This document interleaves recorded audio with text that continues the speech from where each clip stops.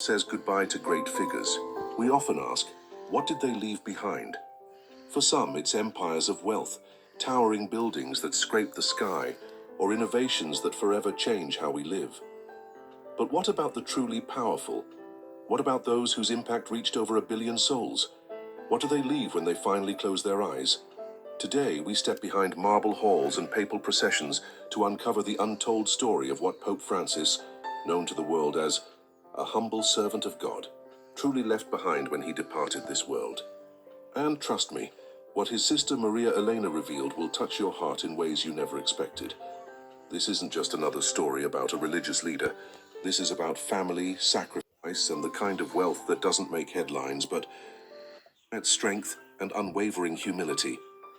But far from the Vatican's marble halls and distant from the international spotlight, in a small town in Argentina, someone mourned him not as a global spiritual figure, but simply as a brother.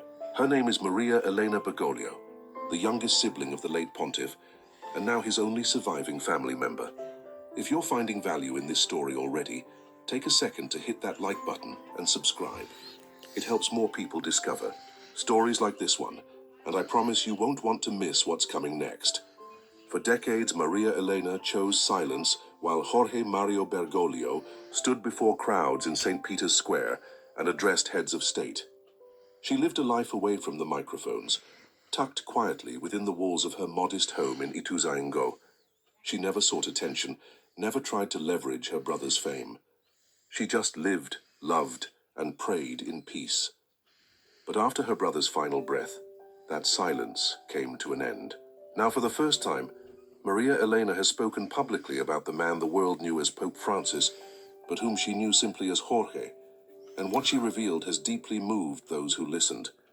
He didn't leave us riches, she said softly, but he left something far more valuable.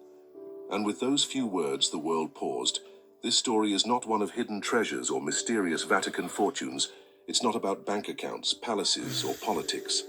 36. The child of Italian immigrants who had fled fascist Europe in search of freedom and stability. In sacrifices, but by resilience, before the Holy Father. Maria Elena remembered their childhood vividly. They grew up in a modest home in Buenos Aires, surrounded by the laughter of siblings, the weight of economic struggle. Before stepping into the priesthood, Jorge lived a life few would expect. He studied chemistry and graduated as a technician. He worked as a janitor.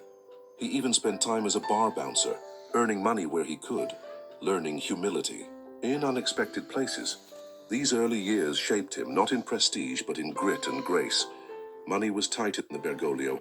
He gave her peace of mind. Still remembers clearly today. He was just 21, vibrant, that evening, but her eyes betrayed her heart. She spent that night, and many more after, because he wore plain black shoes instead of red ones. He carried his own bags, he flew economy. He sat at the table with others, not above them. To the world, he appeared to own nothing. But after his passing, something came to light, something unexpected. He did leave behind a fortune. They never let go of their love. Because behind every man who touches the world is often a family who quietly stayed silent, navigated the shadows carefully. For the Catholic Church service is moving you, please take a moment to like this video and subscribe. Ask how he was really doing, to tell him she was proud. When he would appear on television looking tired, I couldn't bring him tea or ask if he was sleeping enough, she says. Ceremonial garment. Decades of powerful stories remained still. Brother.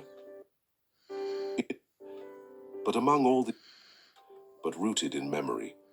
For many, the passing of Pope Francis marked the end of a papacy. But for Maria, it was something quieter and more eternal.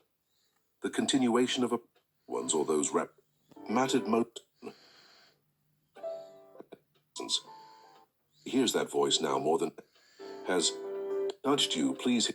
She places her hands we offer. Isn't counted in possessions. To all who crossed, that's the inheritance for joining me on this journey into the